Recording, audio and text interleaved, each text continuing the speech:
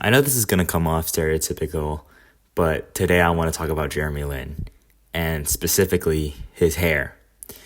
And look, I already know how that sounds.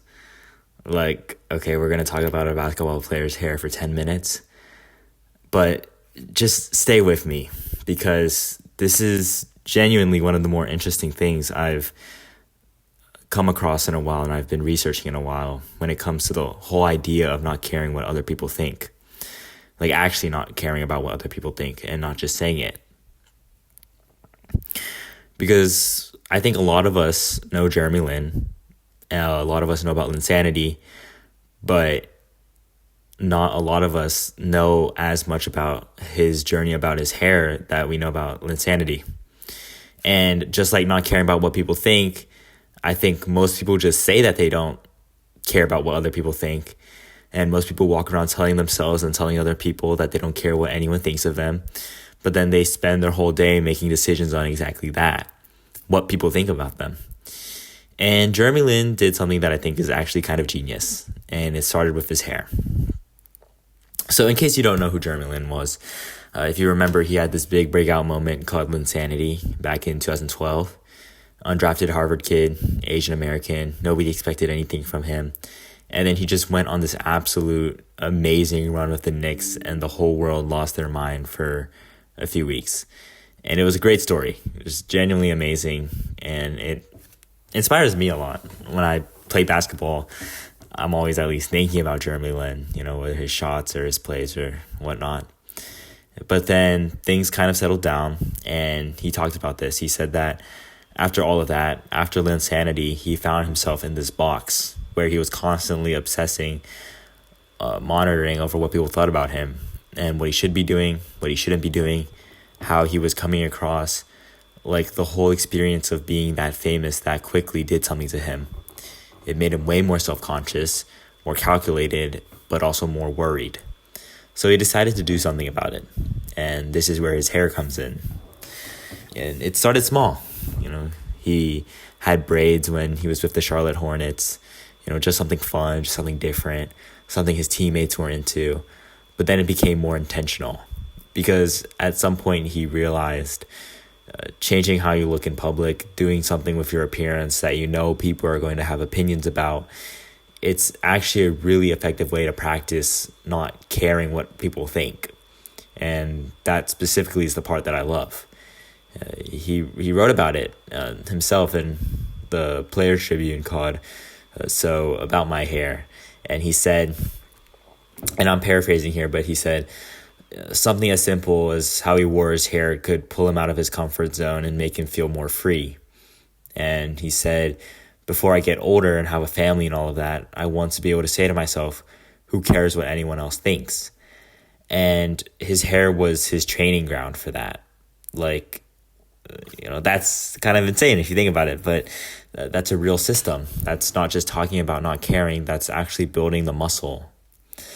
And then he went further because it's literally Jeremy Lin. And at one point he wore a double ponytail, like a literal double ponytail, and you can literally Google it. And he did this on purpose, knowing full well that people were going to clown him for it. And he said he did it specifically to test whether he was truly past the point of obsessing over outside approval.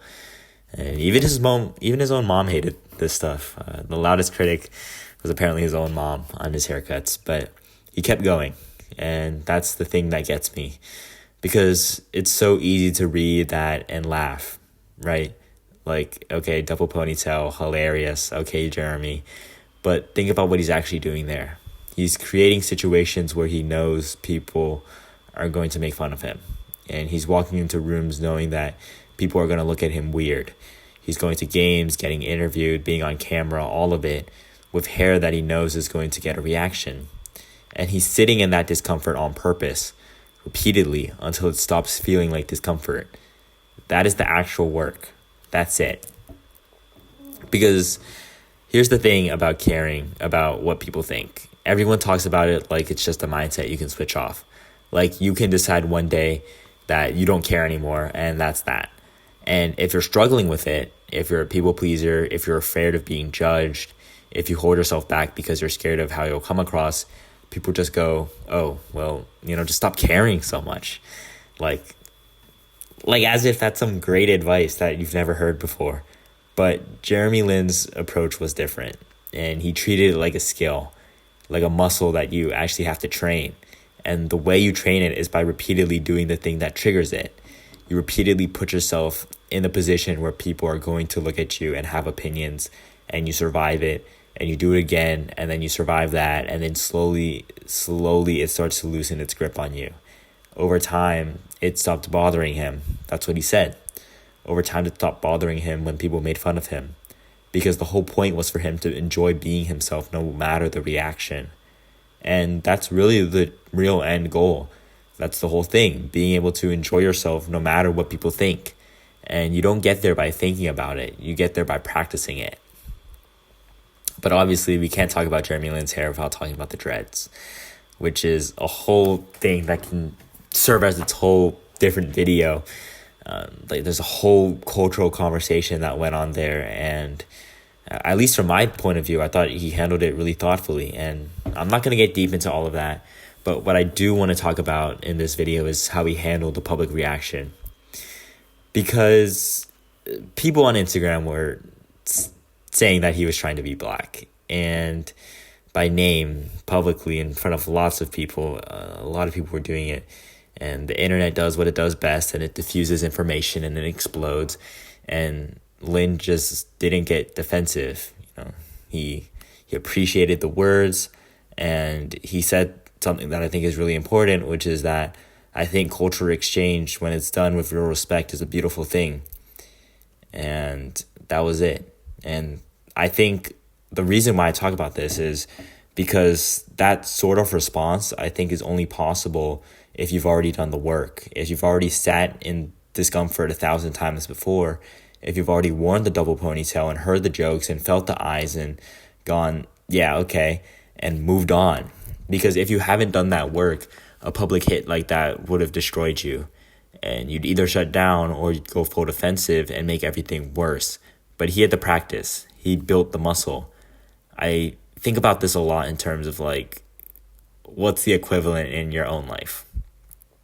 Because obviously not everyone's playing in the NBA. Not everyone's going to get caught out by a former all-star on Instagram. But you have a version of this in your life. I have a version of this in my life. It's the thing you want to say, but you don't say it because of how it'll land. It's the idea you have that you're afraid to put out there because someone might think it's stupid.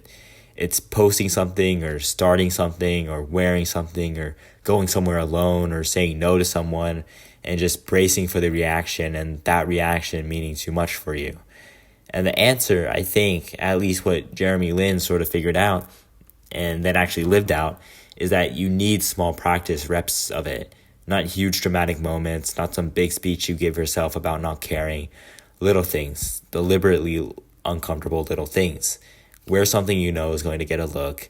Say the thing you've been thinking but editing out of conversations. Post the thing, make the video, start the thing. You can even get a haircut like he did, and maybe the haircut isn't something that you think would work on you, but you want to try it, and you let yourself try it because hair can grow back. And while it might not look the best, or while the things that you do might not work out at first, you stand in the discomfort that follows. You don't run from it. You just stand there, and then you chase discomfort again. And there's also something else in what Lin said that I think is genuinely underrated. He said this process started about hair, but it turned into something more. He said he learned that there's a difference between not caring what people think and actually trying to walk around for a while in another person's shoes. And I think that's actually the next level of this whole thing.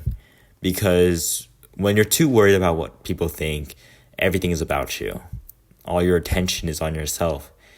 How am I coming across? What are they thinking? What do they see?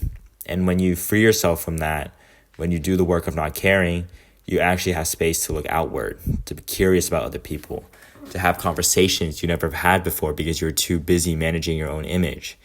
That's what happened with Lin and his teammates. Because he was willing to do the weird hair thing, because he was willing to be in that uncomfortable space, he ended up having real conversations with his teammates about culture and history and experience that he wouldn't have had otherwise. He ended up learning things. He ended up building real relationships. And it all started because he decided to stop living in a box, because he decided to practice being himself in small, stupid, embarrassing, funny ways until being himself stopped being scary. I think that's just one of the most practical things we can all hear, because everyone wants to be that person who doesn't care. That's like the universal goal, right? Everyone respects that person. Everyone wants to be them. But nobody talks about the actual process of getting there, and people just say it. But Jeremly Lin basically just showed it with his hair in public for years. That's the reps. That's the boring, unglamorous, double ponytail work of becoming someone who genuinely, actually doesn't need the approval. All right, that's it for today. See y'all later.